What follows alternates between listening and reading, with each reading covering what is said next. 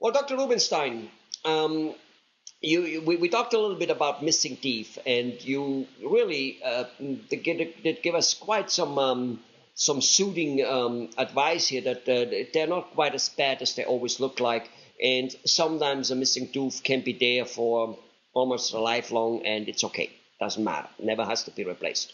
Beautiful. Now, however, let's assume the times a tooth has to be replaced or several tooth have to be replaced. For whatever reason, maybe it got knocked out or what doesn't matter. Front, back, anywhere. What are some of our options to do so? You know, I know we had the options for a long time and quite a good option as far as I'm concerned, which is, putting in bridges and stuff like that. Now we have implant. Tell us a little bit, give us a good overall picture of the two or three more or less major ways of how a tooth for two or so can be replaced.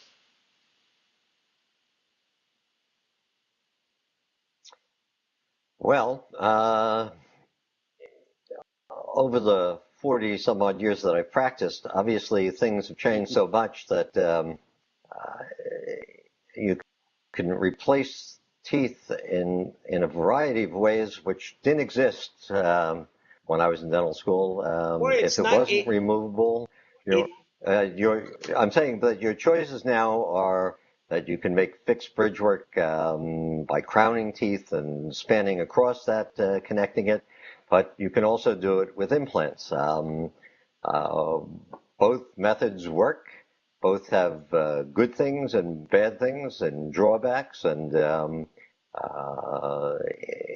it depends on what's what. I mean, in my own particular case, I had a tooth that failed after many attempts at keeping it. It happens to be a back first molar, and rather than grind down my second molar and the second bicuspid to span the tooth, the missing tooth between them, have the cemented thing, I decided that I would rather treat it with an implant so I would regain the root and just the one tooth and not have to be bothered with drilling my other two teeth. So implants have an advantage that you get back a root, you get back a crown. If you have no teeth or many missing teeth, you can use these as the actual roots of teeth to make bridge work if need be. If you want it fixed, it can be fixed and removable. It gives you various options. If you have teeth and you're missing a tooth, then your options are basically to either, if you don't do implants, is to crown the teeth and span across it, like any bridge would be. Well, I don't, in California, I guess the Golden Gate. So you're going from uh, whatever county you're going to San Francisco, and you have the massive span in between. So the two poles holding it up would be like the two teeth. That's what a bridge is.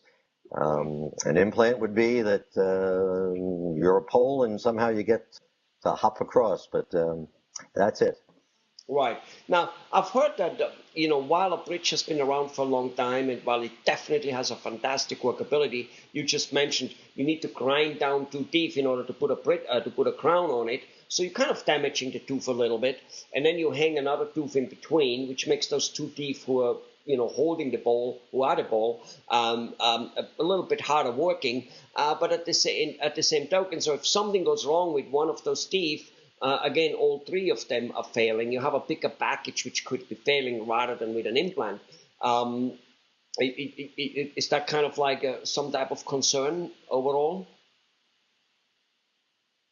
Well, that is a concern. I mean, that's the major concern. I mean, one is that you're taking, I mean, if you have a lot of fillings in a tooth, you may need to crown it anyway. So it may Mm, be a good time to use it. The question is that the crown is a tooth that's sort of ground down to a stump prepared by the dentist.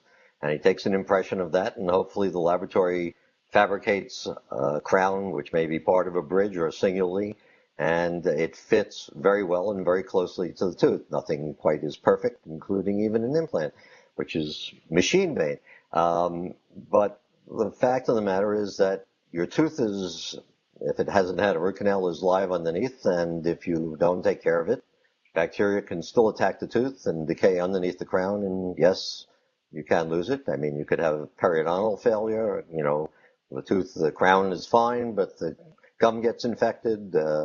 Nerve could die if it hadn't had a root canal maybe over years. So you have any number of reasons that a tooth could fail, but hopefully if it's well done and, I mean, if it needs to be done and that's an option, Right. it's not a terrible option. If you maintain it, hopefully, you'll go down with the ship, as they say. Well, in fact, you just said something about maintaining it. So, as you have 3 teeth or 4 teeth, however, depends on how many are missing and hanging down, and from these 2 balls. So let's just say 3 teeth altogether. From what I understand, those 3 teeth are now kind of one piece. They're really welded together. Well, they were one piece from the beginning, but which means flossing between the teeth becomes impossible, and one needs to use these little threads to floss underneath. My point here is this. You said people, those teeth sometimes can fail with gum disease. Is it, I'm lazy in just about everything. Even though I think my whole life I've worked 60 hours a week and sometimes 100 hours a week for years at a row, I'm not lazy, but at the same token, I'm very lazy. Again, comparing with my wife. She flosses and brushes. She's still flossing or brushing, and I have shaved, showered, washed, flossed, brushed. I've done everything. I'm ready. I'm in bed reading a book and say, honey, when you coming? And she said, well, I'm still flossing. So the point is, I would probably be quite often saying, well, not today, this whole thing. And would that endanger my bridge to fail a little earlier?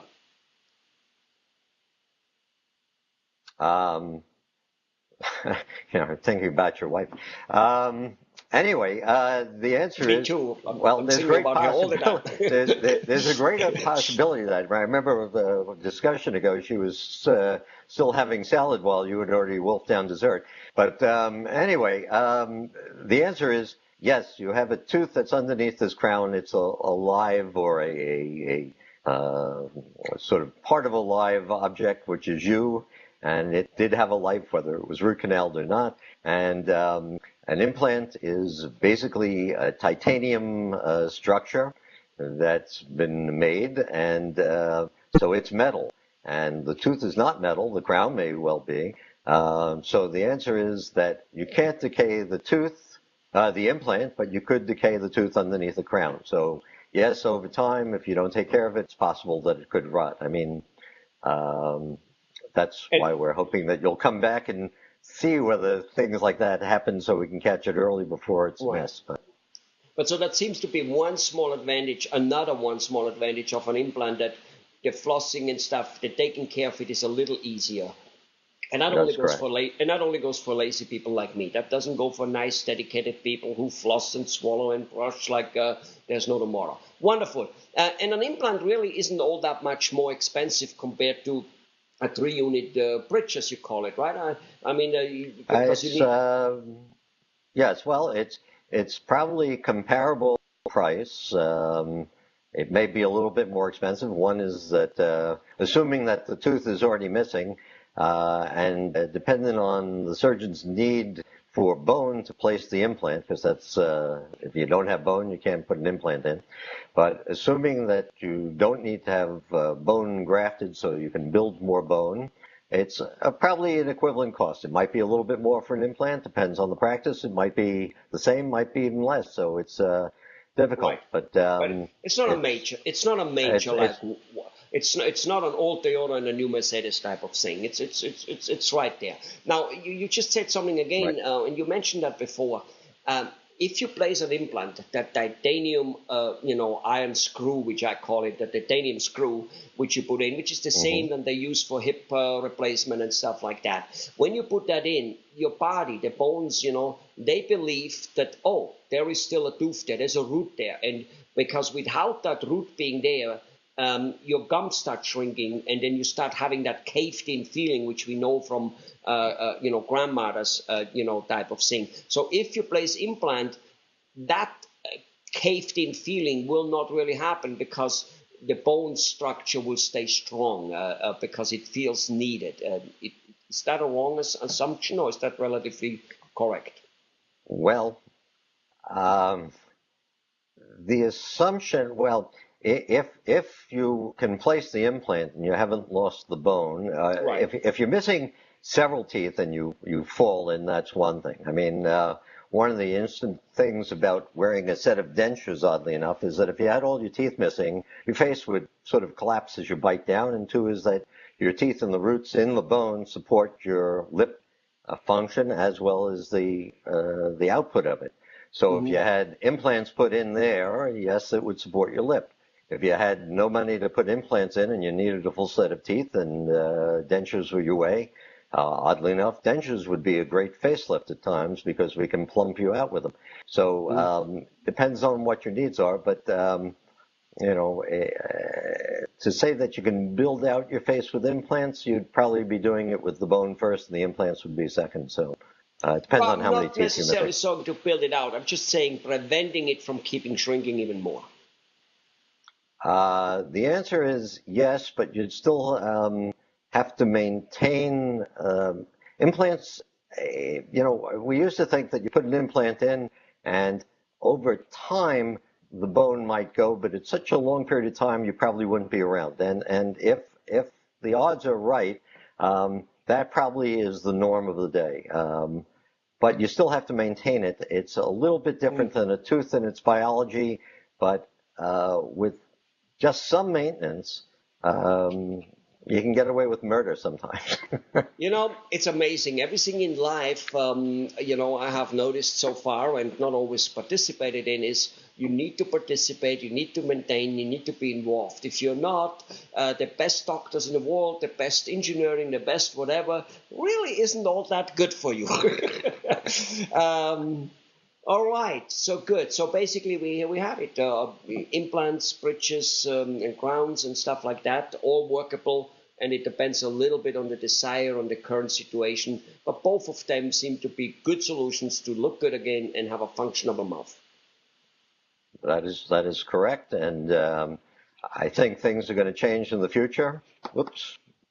And you may find a time that with stem cell technology, just regrow your own teeth. So Oh my God. let's hope for the future. Well, it's good to see that dentistry, as you mentioned, has improved too. That there was innovation there too, not just in computer and iPhones. Thank you very much, Dr. Rubinstein. Thank you.